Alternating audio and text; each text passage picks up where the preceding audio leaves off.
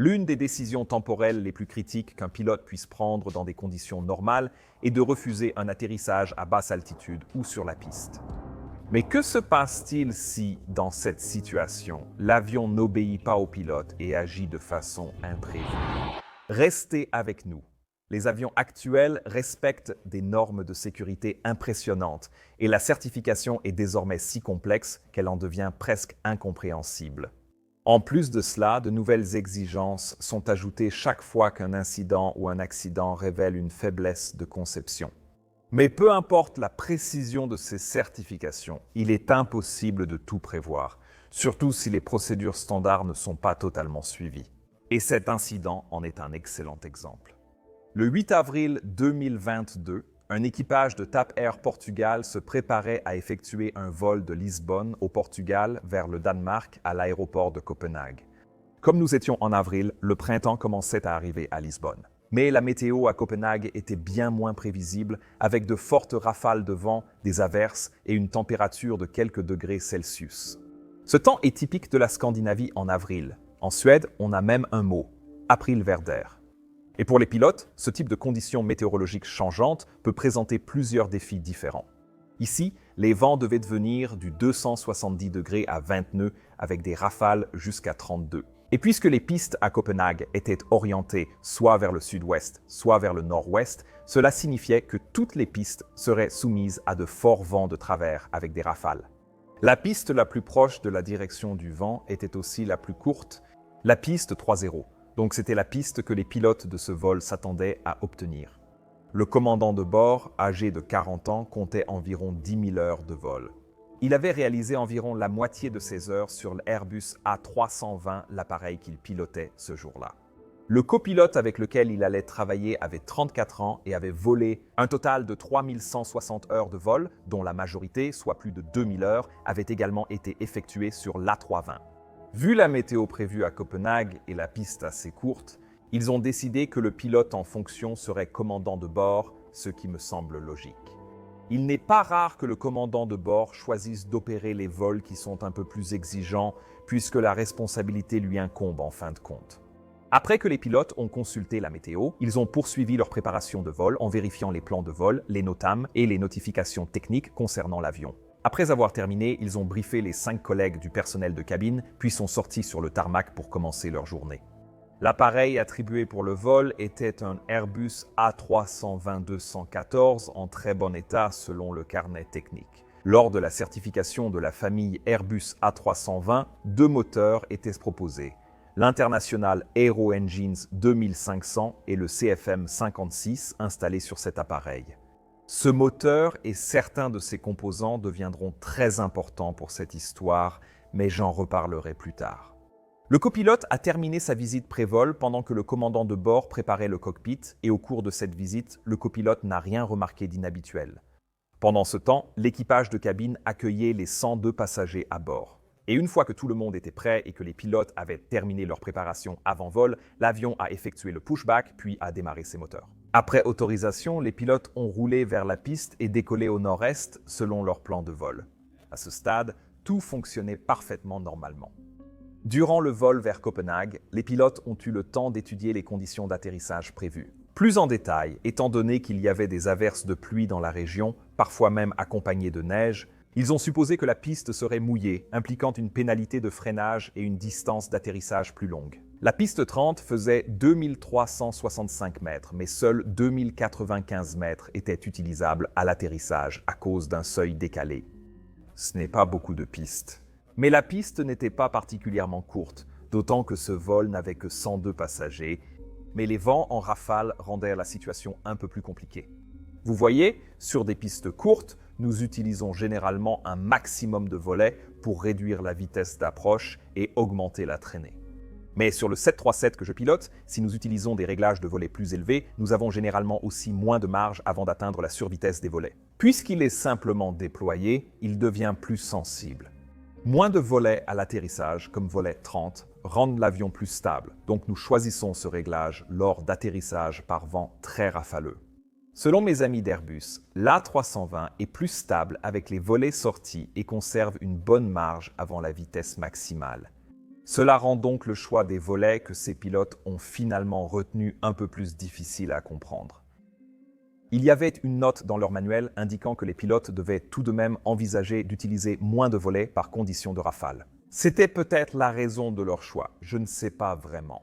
Les enregistrements révèlent qu'ils ont réalisé 3 calculs d'atterrissage avec divers réglages d'auto-brake et de volets. Finalement, ils ont décidé d'utiliser les volets en configuration 3, ce qui signifie 20 degrés de volet et auto-brake en mode moyen. Étrangement, ce n'était pas une des combinaisons qu'ils avaient calculées. Cela leur donnerait tout de même une distance d'atterrissage de 1540 mètres largement suffisante. Avec les volets en configuration 3 et l'auto-brake en mode faible, ils obtenaient une distance d'atterrissage de 1930 mètres. Cela les a sans doute rendus mal à l'aise, car ils n'avaient qu'environ 2000 mètres disponibles. Donc, augmenter l'auto-brake, même sans faire de calcul supplémentaire, serait logique. Maintenant, j'ai mentionné plus tôt que les pilotes s'attendaient à des rafales de vent de travers pour l'atterrissage, donc c'est probablement le bon moment pour expliquer pourquoi cela pourrait poser problème. En bref, nous, les pilotes, on ne se soucie pas vraiment du vent de travers quand on vole à haute altitude. Là-haut, cela signifie simplement que l'avion devra pointer son nez face au vent de manière à garantir que la route prévue est suivie. Et d'ailleurs, l'angle de correction du vent correspond à la différence entre le cap et la route. Mais lorsqu'il s'agit du décollage et de l'atterrissage, l'avion doit soudainement s'adapter pour se poser sur une piste qui est orientée dans une direction fixe au sol. Nous devons manœuvrer l'avion pour l'aligner sur cette approche finale. Suivre une route, tout comme vous le feriez avec un bateau qui doit traverser une rivière pour atteindre un quai précis de l'autre côté. À l'approche d'une piste, nous alignerions le nez au vent pour suivre la trajectoire finale. Exactement comme ce bateau devrait pointer sa proue face au courant de la rivière pour faire la même chose. Ceci s'appelle établir un angle de dérive, et cela reste efficace tant qu'il s'agit juste de descendre l'avion jusqu'à la piste. Mais une fois que vous êtes au-dessus de la piste, vous ne pouvez pas vraiment atterrir avec cet angle de dérive, ou du moins pas avec tout l'angle de dérive. Car cela exercerait beaucoup de contraintes sur le train d'atterrissage, donc nous devons annuler l'angle de dérive ou nous aligner avec la piste juste avant l'atterrissage. C'est particulièrement important sur les pistes sèches, car sur les pistes mouillées et glissantes, il y aura un peu moins de force latérale si vous atterrissez avec un angle de dérive. Mais dans tous les cas, dès que l'avion annule l'angle de dérive, il commencera à être poussé par les vents de travers vers le bord sous le vent de la piste. Cette annulation de l'angle de dérive doit donc se produire assez tard dans la séquence d'atterrissage, ce qui signifie que les pilotes devront souvent combiner à la fois l'annulation de l'angle de dérive et la ressource en même temps. Ce qui peut être un peu délicat. À cause de cela, il est essentiel de maintenir le contrôle directionnel et de rester sur la piste. Les avions sont limités à une composante maximale de vent de travers qui se situe généralement autour de 30 à 35 nœuds. Cette limite est réduite si la piste devient plus glissante, car le contrôle directionnel devient alors également plus difficile. Un atterrissage avec vent de travers est une manœuvre technique délicate, donc les pilotes moins expérimentés ont souvent des restrictions supplémentaires sur la composante maximale de vent autorisée pour l'atterrissage. Un avion peut être limité à 30 nœuds, mais un pilote inexpérimenté seulement à 15 nœuds. Et ce type de restriction varie souvent d'une compagnie aérienne à l'autre. Même les pilotes expérimentés devront rester très concentrés en vol. Les approches avec un vent de travers proche du maximum, et si en plus ces vents sont en rafale, cela devient évidemment encore plus compliqué. Et si en plus de cela, vous devez atterrir sur une piste courte, vous pouvez être sûr que celui qui tient le manche à balai sera en alerte maximale. Et il essaiera d'appliquer toutes les techniques possibles pour poser l'avion en toute sécurité, rapidement, et l'arrêter aussi vite que possible. Tous ces facteurs joueront un rôle important dans ce qui va se passer ici, mais nous y reviendrons après ceci. Information Charlie, enregistrée à 0956. Elle précisait que la piste 3 était utilisée comme prévu, avec un vent du 250 degrés à 24 nœuds, rafale à 29, soit une composante de travers d'environ 20 nœuds. Le rapport mentionnait également qu'il y avait des nuages d'orage à proximité de l'aéroport et qu'une averse mêlant neige et pluie avait traversé l'aéroport, juste 10 minutes avant l'atterrissage prévu de l'avion. Cela dit, la visibilité et les couches nuageuses étaient bonnes et dans l'ensemble, rien n'empêchait les pilotes de réellement commencer cette approche. Le commandant a informé le copilote d'une approche système d'atterrissage aux instruments standards sur la piste 30, puis l'équipage a demandé au contrôleur l'autorisation de débuter la descente selon leurs procédures habituelles. Avant d'aborder l'incident, j'avais promis d'expliquer certains détails techniques sur les moteurs CFM56 de cet Airbus. Hormis quelques différences de diamètre de soufflante et de construction, ce sont les mêmes turboréacteurs à double arbre et fort taux de dilution utilisés sur le Boeing 737 Next Generation que je pilote. Mais il y avait une différence majeure. Sur le 737, le système d'inverseur de poussée est composé de manchons translatifs actionnés hydrauliquement qui, lorsqu'ils sont activés, modifient la direction de l'air circulant dans le conduit de dérivation pour le diriger vers l'avant.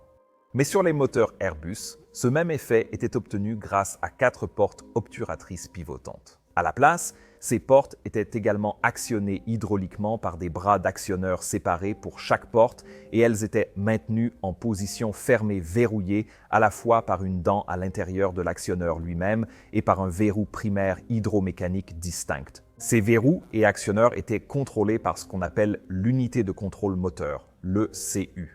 Et elle dépendait de plusieurs entrées numériques, comme l'angle détecté du levier de poussée dans le cockpit, les signaux de position, les micro-interrupteurs des portes de l'inverseur et surtout les signaux de détection air-sol des capteurs de poids sur roue de chaque train d'atterrissage principal. Ces interrupteurs s'activaient lorsque les amortisseurs se comprimaient après l'atterrissage et constituaient l'un des signaux nécessaires au fonctionnement des inverseurs de poussée, tant pour l'activation que pour la désactivation. 2 verrous distincts étaient installés sur les inverseurs en raison des modifications requises. Cela faisait suite au terrible accident du vol Lauda Air 004, que j'ai d'ailleurs déjà abordé dans un épisode précédent. Ces améliorations auraient dû, en théorie, rendre impossible le déploiement des inverseurs en vol. Maintenant, pour réellement activer les inverseurs, les pilotes d'Airbus devaient soulever 2 volets à l'avant des manettes de poussée, puis tirer ces manettes plus en arrière, au-delà de la position ralentie. À condition que l'unité de commande électronique considère alors que l'avion est au sol, elle lancerait le processus de déverrouillage et d'activation des portes bloqueuses. Une fois cette étape terminée, accélérez les moteurs pour fournir la poussée inverse. Maintenant, ceux d'entre vous qui suivent cette chaîne depuis un certain temps savent qu'une remise de gaz peut être initiée à tout moment jusqu'à ce que la poussée inverse ait été sélectionnée. Après sélection de la poussée inverse, les pilotes doivent atterrir, une remise de gaz n'est plus possible. Mais même si vous avez peut-être déjà entendu cela, vous ne savez peut-être pas pourquoi c'est le cas. Et au fait, si vous ne suivez pas encore la chaîne, qu'attendez-vous? Abonnez-vous dès maintenant. Quoi qu'il en soit, il y a plusieurs raisons différentes pour lesquelles nous ne devrions jamais faire un tour de piste. Après avoir sélectionné la poussée inverse, d'une part, il faudra en réalité un temps relativement long à l'avion pour passer de la poussée inverse, puis désactiver et verrouiller les inverseurs, puis remettre le moteur en régime. Si une remise des gaz est demandée, cela peut signifier qu'il n'y a pas assez de poussée disponible rapidement pour l'effectuer en toute sécurité. Mais tout aussi important, vous ne voulez jamais mettre l'avion dans une situation où vous risquez d'activer la poussée maximale en avant sur un moteur alors que l'autre est encore en faible poussée ou même en poussée inverse. Cela s'est déjà produit sur le vol 314 de Pacific Airlines qui s'est écrasé à l'aéroport international de Cranbrook au Canada en 1978 et depuis cet événement, les pilotes du monde entier ont toujours respecté la règle de ne pas remettre les gaz après avoir activé la poussée inverse sur tous les appareils. L'accident de Cranbrook a également modifié les exigences de certification pour les avions de catégorie transport afin de s'assurer qu'un avion puisse toujours atterrir, sélectionner la poussée inverse, puis la rétracter et appliquer la poussée de décollage, avec les 2 inverseurs se désactivant en toute sécurité, même si cela ne devrait jamais arriver. Ces règles ont d'abord été appliquées au Canada, puis par la FAA aux États-Unis. Même si l'Agence de l'Union européenne pour la sécurité aérienne n'a pas appliqué exactement les mêmes règles en Europe, en pratique, tous les constructeurs d'avions les respectent. Mais le respect de ces règles de certification n'a réellement été testé sur les avions qu'après leur atterrissage complet et la sélection de la poussée inverse. Rappelez-vous de cela. Le vol Transport Aéreo Portuguese 174 a finalement reçu des autorisations de descente progressive vers Copenhague et quelques minutes après 10 heures UTC, ils ont été transférés au contrôleur d'approche de Copenhague qui a commencé à les guider pour l'approche système d'atterrissage aux instruments. Pour la piste 30, les pilotes avaient fini toutes les listes, sauf celle d'approche finale. Alors le commandant a demandé la sortie des volets. Vers 10 heures, l'avion a intercepté le système d'atterrissage aux instruments et entamé sa descente vers la piste. La météo était agitée mais gérable pour les pilotes. À 10 heures 1 minute 55 secondes, le train d'atterrissage a été sorti, puis les volets placés en position 3 pour l'atterrissage. Ils étaient maintenant complètement configurés pour l'atterrissage, lorsque les pilotes ont été transférés du contrôleur d'approche au contrôleur de la tour de Copenhague-Kastrup. Avant le transfert, le contrôleur précédent a aussi demandé à l'équipage d'emprunter la voie Delta pour libérer la piste. Cela réduirait encore la distance de roulage disponible à exactement 1530 mètres. Et l'équipage a commenté que c'était un peu trop demandé. Une demande de la tour n'est qu'une simple demande. Et si l'avion n'est pas capable de le faire correctement, eh bien c'est comme ça. Mais nous, les pilotes, essayons toujours de satisfaire ce genre de demande si nous le pouvons. Cette demande visait probablement à réduire le temps passé par l'avion sur la piste, car Copenhague utilisait uniquement la piste 30 pour les arrivées. Et les pilotes le savaient, probablement. Quoi qu'il en soit, pendant que cela se produisait, l'avion est descendu à 1420 pieds et le commandant de bord a soudainement décidé de désengager le pilote automatique et de poursuivre l'approche manuellement. Le pilote automatique peut désormais être utilisé plus bas, même sous les minima si besoin. Il est fréquent que nous, pilotes, le désengagions plutôt par mauvais temps. Nous faisons cela pour mieux sentir l'avion et nous préparer à l'atterrissage manuel à venir. Mais c'est surtout parce que c'est très amusant. À 10h05 05 secondes, le contrôleur a autorisé le vol Transport Aéreos Portuguese 174 à atterrir sur la piste 30. L'avion était prêt à atterrir malgré les rafales et la demande du contrôleur. Il est très probable que le commandant de bord était très concentré sur le fait de poser l'avion précisément au bon endroit et de faire fonctionner les freins et les inverseurs de poussée le plus rapidement possible. Surtout avec la piste mouillée désormais clairement visible devant lui. L'approche est restée stable, avec de faibles variations de vitesse jusqu'au seuil où le GPWS a commencé à s'annoncer. 50, 40, 30, 20, 10, retard. Et à 30 pieds, le commandant de bord a commencé la ressource et a également redressé l'avion du crabe en même temps. Ses mains reposaient simplement sur les manettes d'inverseur à ce moment-là. Et dès que les roues ont commencé à tourner, même avant que les amortisseurs ne soient correctement comprimés, il a relevé les volets, puis a tiré les manettes de poussée en position de reverse. Comme je l'ai mentionné précédemment, les inverseurs ne s'activeraient que lorsque les capteurs de poids sur les roues seraient également complètement activés. Peu après, les portes des inverseurs ont commencé à s'ouvrir des deux côtés. Et en même temps, les spoilers se sont également déployés sur les ailes, amenant le poids de l'avion sur les amortisseurs et les freins. Mais probablement en raison des vents de travers forts. L'avion a alors commencé à dériver et à rouler légèrement vers la droite, ce qui a fait que le train d'atterrissage gauche a brièvement quitté le sol pendant une fraction de seconde. Le commandant de bord n'a pas apprécié ce roulis et cette dérive et a donc aussitôt remis les gaz au lieu d'atterrir. Également appelé atterrissage interrompu. Comme je l'ai dit au tout début, un atterrissage interrompu est une manœuvre qui demande à la fois beaucoup de fermeté mais aussi de délicatesse dans le pilotage. Cela permet d'éviter une surrotation et de risquer un tail strike, ou, dans ce cas, même un impact de l'aile ou de la nacelle. L'avion étant incliné à droite, il faut aussi vérifier la vitesse et l'assiette pour redécoller en sécurité. Mais lorsqu'il a maintenant déplacé les manettes de poussée du mode reverse vers la pleine poussée take-off go-around, quelque chose de très étrange a commencé à se produire. Cette décision a été prise lors d'un léger rebond, quand le train gauche était en l'air et le droit touchait encore la piste. Une différence de commande a alors été envoyée de l'unité de commande électronique vers la poussée. Des circuits d'inverseurs. Pour le moteur droit, les capteurs de poids sur les roues restaient toujours activés. Les commandes de rentrée ont été envoyées et verrouillées dans la mémoire d'exécution pour 8 secondes, entraînant la rentrée des inverseurs comme prévu, puis augmenter la poussée vers l'avant pour la remise de gaz. Mais pour le moteur gauche, les mêmes commandes ont également été reçues, mais comme son train principal indiquait que l'avion était en l'air précisément pendant les 180 millisecondes où cette commande a été donnée, elle n'a pas été verrouillée dans la mémoire et donc pas exécutée. Cela signifiait que 3 des 4 portes de reverseur restaient maintenant ouvertes, créant plus de traînée alors que le moteur était commandé en pleine poussée avant. Les 2 capteurs de poids sur les roues se sont vite réactivés pendant le rebond initial de l'avion. Mais comme les commandes avaient déjà été envoyées, cela ne changea rien. Le copilote n'a pas pu annoncer le déploiement des inverseurs ni des spoilers avant que le commandant ne décide de remettre les gaz. Il est donc possible que le commandant de bord n'ait même pas pleinement réalisé qu'il avait activé les inverseurs de poussée lorsqu'il a pris la décision de remettre les gaz. Mais permettez-moi de profiter de cette occasion pour réitérer, n'essayez jamais de remettre les gaz après avoir sélectionné les inverseurs de poussée. Parce que ce qui s'est passé ensuite ressemblait à une scène tout droit sortie d'un roman de fiction. Alors que le moteur droit montait en régime, le gauche a heureusement été empêché de suivre.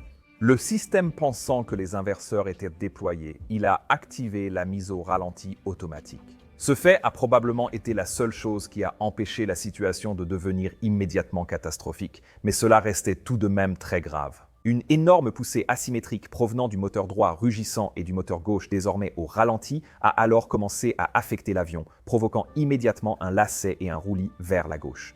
Le commandant de bord, qui n'était pas du tout préparé à cela, a commencé à essayer de contrôler l'avion, mais il n'a manifestement pas réagi assez rapidement en appliquant de la gouverne de direction à droite. Cela signifiait que l'avion se dirigeait maintenant brusquement vers le bord gauche de la piste, avec son aile gauche à seulement quelques pieds du sol. Simultanément, le copilote a constaté la remise des gaz et a placé le levier de volet sur la position 2, adaptée à cette manœuvre. L'avion a rebondi avant que le nez ne se soulève lentement, juste assez pour décoller et à peine franchir le bord gauche de la piste. Malgré tout, sans gagner d'altitude, le commandant tentait de comprendre pourquoi son avion, auparavant fiable, était soudain difficile à piloter. De plus, l'indicateur de dérapage et de glissement sur l'écran principal de vol, appelé aussi Beta Target, a cessé de fonctionner et a été remplacé par un drapeau. Cet indicateur montre si l'avion est en dérapage, pas assez de gouverne de direction, ou en glissade, trop de gouverne de direction. Il est très utile pour gérer une poussée asymétrique, car il indique au pilote la quantité de gouverne de direction à appliquer pour bien piloter l'avion et le faire monter. Donc cet indicateur aurait été vraiment utile ici, mais malheureusement, un paramètre interne dans l'ordinateur de cet indicateur était réglé pour l'inhiber si l'inverseur de poussée était sélectionné dans tous les cas. L'avion a à peine volé hors de la zone de sécurité près de la piste, gagnant juste assez d'altitude pour éviter l'antenne du faisceau d'alignement de l'autre piste. À ce moment, le pilote a jugé le taux de montée suffisant pour rentrer le train, ce que le copilote a fait aussi. Il a alors informé l'Air Traffic Control, remise de gaz. Au même moment, il a aussi vu un avertissement de déverrouillage de l'inverseur de poussée du moteur 1 sur l'écran U-Wheel Display de l'avion. Il l'a signalé au commandant de bord, qui a alors compris pourquoi l'avion réagissait ainsi. Il a appliqué la moitié de la flexion de la gouverne de direction droite, puis a cabré le nez à 12,5 degrés. Cela correspond généralement à l'assiette de montée à garder en cas de panne moteur après le décollage. Cela a finalement permis à l'avion de reprendre de l'altitude avec un taux de montée d'environ 1000 pieds par minute, mais il est tout de même passé à seulement quelques mètres au-dessus des maisons d'un village voisin. À environ 300 pieds d'altitude radio, le commandant a lancé un Mayday à la tour de Castrop et demandé de monter droit à 3000 pieds. Comme je l'ai déjà souligné dans beaucoup de mes vidéos précédentes, même si l'envie de communiquer peut être très forte dans des situations comme celle-ci, il vaut probablement mieux respecter la règle d'or: piloter, naviguer, puis communiquer. Ici, le contrôleur aérien n'a pas à savoir si vous repartez en remise de gaz à 3 mètres ou si vous avez une urgence à 100 mètres. Il vaut mieux alors se concentrer sur le pilotage et éloigner l'avion en sécurité de tout obstacle ou relief. Quoi qu'il en soit, la tour de contrôle a approuvé la demande. L'avion a poursuivi son ascension et, dès que possible, le copilote a lancé les actions Electronic Centralized Aircraft Monitoring. L'alarme de déverrouillage de l'inverseur de poussée du moteur 1 a conduit à l'arrêt complet du moteur gauche, réalisé alors que l'avion montait à environ 1200 pieds. Une fois terminé, l'indication de la cible bêta est soudain réapparue. Mieux vaut tard que jamais, j'imagine. Le commandant a réactivé le pilote automatique et poursuivi la montée à 3000 pieds pour préparer l'étape suivante. Avant de vous raconter la fin de cette histoire, je voudrais profiter de l'occasion pour souligner quelques points très importants. Cet incident a mis en évidence une faiblesse jusque-là inconnue dans la logique d'inversion de l'unité de commande électronique Airbus sur les Airbus A320 équipés des moteurs CFM56. Une modification est actuellement en cours d'élaboration pour résoudre ce problème. Et il en va de même pour le problème lié à la glissade latérale ou à l'indice bêta. Mais cela dit, Airbus a également examiné toutes les données disponibles qu'ils avaient provenant de plus de 95 millions de vols avec ce type d'appareil en particulier. Et il semble que ce soit la seule fois où cette panne particulière se soit jamais produite. Mais ce qu'ils ont découvert en examinant ces données est potentiellement bien plus inquiétant. Vous voyez, il s'avère que les cas où les pilotes atterrissent, sélectionnent la poussée inverse puis décident tout de même de remettre les gaz se produisent environ une fois tous les 1 million de vols. Maintenant, cela peut sembler très rare, mais avec le nombre de vols que nous effectuons actuellement avec l'Airbus A320 au moins, cela signifie que cela se produit en moyenne une fois par mois. Rappelez-vous, cette enquête portait uniquement sur l'Airbus A320. Cette règle de ne jamais remettre les gaz après le déploiement des inverseurs de poussée est commune à toute l'aviation commerciale. Et que nous réagissons tous, du moins tous les pilotes, à peu près de la même façon face aux mêmes conditions, cela pourrait indiquer que la même chose se produit sur toutes les flottes. Et représente donc un risque bien réel, peut-être un risque plus important que tout ce que j'ai pu voir auparavant dans le cadre de ces enquêtes. Donc si vous êtes un pilote et que vous souhaitez retenir une chose de cette vidéo, ce devrait être « Après l'atterrissage et l'activation de la poussée inverse, vous restez au sol. Un atterrissage interrompu n'est plus une option. » Et si vous êtes responsable de la sécurité d'une compagnie aérienne, je vous encourage à intégrer ces paramètres dans votre système OFDM. Atterrissage, poussée inverse sélectionnée, puis remise de gaz dans les 10 secondes suivantes. Il serait vraiment intéressant de savoir quelles informations ce type de vérification pourrait apporter. Parce qu'il est possible que nous ayons un vrai problème à gérer ici, de toute façon. L'équipage du vol 174 a stabilisé l'avion à 3000 pieds et effectué la checklist. Ils ont ensuite informé leur personnel de cabine et les passagers, puis sont revenus pour recevoir des vecteurs en vue d'un atterrissage réussi sur un seul moteur. Ils ont atterri sur la piste 2 de gauche à Copenhague, environ 20 minutes après le début de cette terrible épreuve. Ils ont choisi cette piste car elle offrait une distance d'atterrissage disponible de 3300 mètres, ce qui était nettement plus long que la piste 3.0 qu'ils avaient utilisée auparavant. Une plus grande distance est requise pour un atterrissage sur un seul moteur, car l'approche utilise moins de volets et des vitesses plus élevées. Après l'atterrissage, l'avion a rejoint son emplacement et les 109 passagers avec l'équipage ont débarqué en sécurité.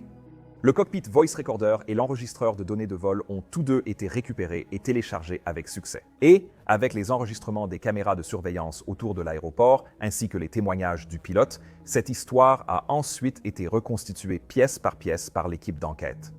J'ai déjà mentionné certaines des recommandations de sécurité qui sont ressorties de cette enquête, mais en plus de celle-ci, il a également été recommandé que les exigences de certification pour les nouveaux avions soient à nouveau mises à jour, cette fois avec l'obligation que le système d'inversion puisse être complètement et efficacement annulé, non seulement après un atterrissage complet réussi, mais aussi dans le pire des cas, lors d'un atterrissage rebondi.